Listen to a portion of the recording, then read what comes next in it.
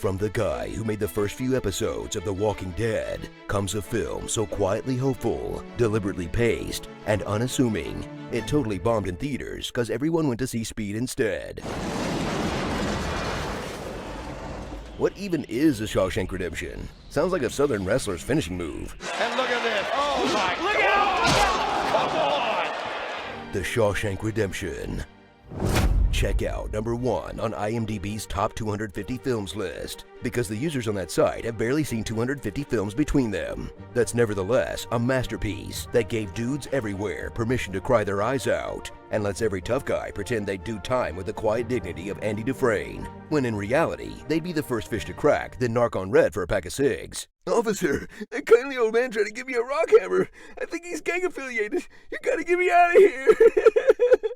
Travel back to a time when the prison system locked up innocent men for life, subjected them to physical and sexual abuse, and was more interested in profit than rehabilitation. I need this new highway contract. Wait, how's that different from now? Oh, right. Right. And meet Andy Dufresne, the biggest dork in Shawshank history. And we mean big, as Tim Robbins hides his NBA-level height to make his ass look kickable. He'll spend his life sentence carving chess sets, listening to opera, doing taxes, and correcting people's grammar. Don't read so good. You don't read so well. That all help to cover for his escape plan, because no sane guard wants to do a deep search of the prison mathlate's spank den. Ew. Return to a time when Morgan Freeman was old enough to play a grandfather, but young enough to date a granddaughter. In his brilliant performance as Red, an honest crook who loves two things, his best friend Andy, and narrating his thoughts to no one in particular. I have to remind myself that some birds aren't meant to be caged. Their feathers are just too bright. Wait, is he talking to me?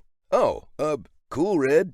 Let his soothing baritone turn a terrible story full of rape and murder into a poignant story full of rape and murder. Prison is no fairy tale world. He never said who did it, but we all knew.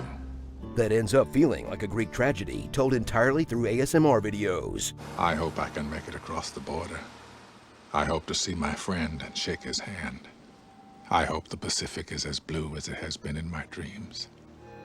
I hope. If you start scraping a hairbrush, I'm just gonna pass right out.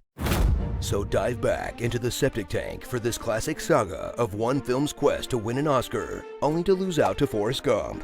That was criminally underrated when it came out, because Oscar-worthy dramas are like a box of chocolates. They sound good, but you've had your fill after 2 or 3. In this genuinely great film about never giving up on your shitty pipe dream. This is a shitty pipe dreams. Because sometimes shitty pipe dreams do come true.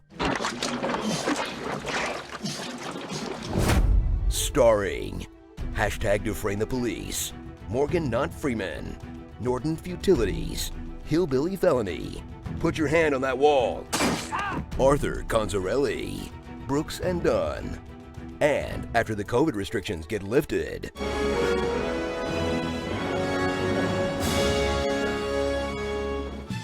Prison Break. So, are we sure Andy didn't kill his wife? We know he was drunk outside her house with a loaded gun, 8 bullets, documented anger problems, 0 alibi, and he never shows any real sadness about her death. Are you the ultimate DC movie fan? Come prove it while winning real money on the Fandom 5 Trivia Show. From Superman to Wonder Woman 1984. Sign up to test your knowledge of live-action DC history.